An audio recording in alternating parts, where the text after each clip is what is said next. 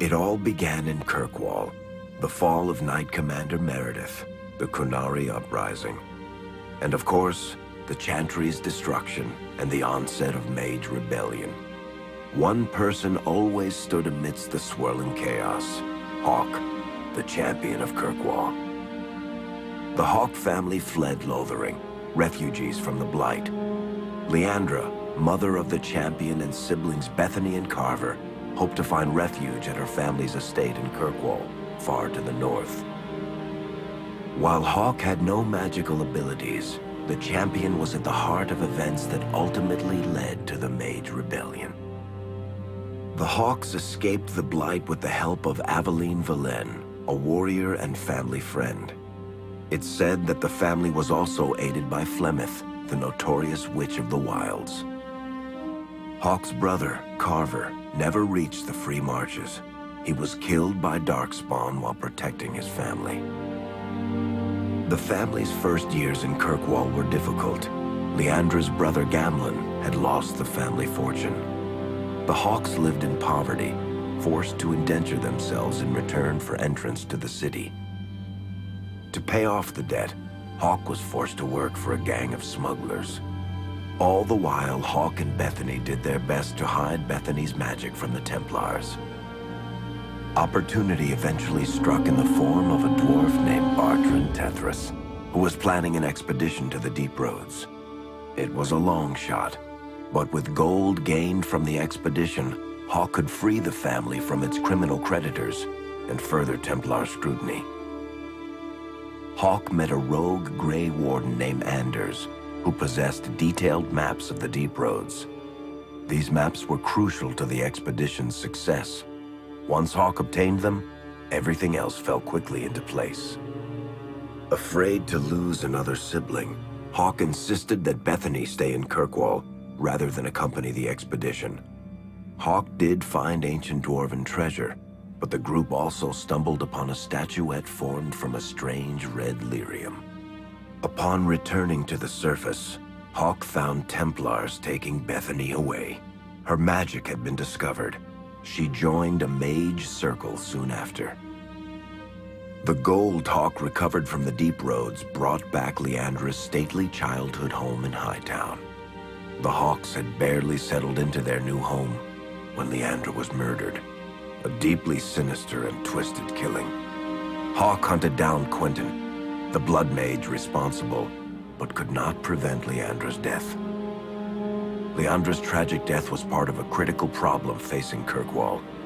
Rising tension between the city's mages, who felt increasingly oppressed, and Templars, who grew increasingly suspicious of their activities. Adding to the strain, a large contingent of Qunari had also established themselves in Kirkwall, much to the growing discomfort of the city's rulers. After their dreadnought was shipwrecked many years before, a group of stranded Qunari were allowed to remain in a cordoned-off area in Lowtown. As time passed, the Qunari made no effort to return home, and offered no explanation about why they remained. Tensions rose to a breaking point.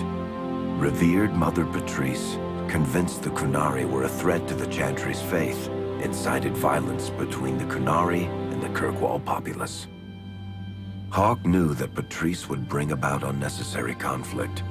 Though the champion tried to stop her, Patrice orchestrated the murder of Seamus Dumar, a Viscount's son and a recent convert to the Qun. When her crime was discovered, a Qunari assassin killed her. After Seamus was murdered, the Arishok of the Qunari group lost patience with the humans of Kirkwall. They would now submit to the Qun or die. The Qunari struck hard and fast. They took the palace in Hightown and beheaded the Viscount to immediately quash any resistance. Aided by Knight Commander Meredith and First Enchanter Orsino, Hawk reached the palace and stood toe-to-toe with the fearsome Qunari leader. Hawk fought the Qunari leader. The fierce battle resulted in the Arishok's death and the liberation of Kirkwall from its brief occupation. The Qunari quickly withdrew from the city entirely. Hawk saved Kirkwall and earned the grudging respect of the city's Templars, mages, and nobility.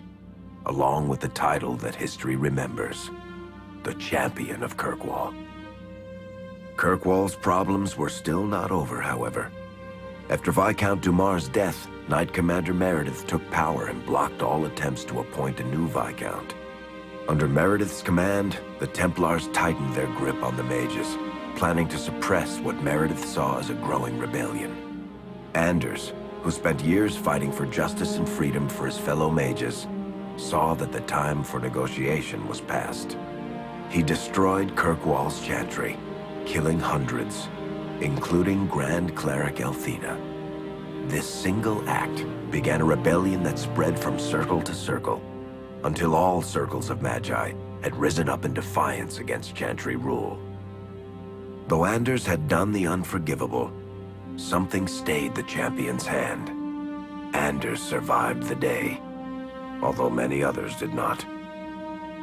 Fighting spread swiftly through the city. Some mages rebelled openly, many of them succumbing to possession. Templars turned their swords on mages who rebelled and on those who did not. As First Enchanter Orsino refused to bend to the Templars, Knight Commander Meredith demanded that every mage in Kirkwall be put to the sword. Hawk saved many mages from Templar blades, keeping them from succumbing to possession or the temptations of blood magic.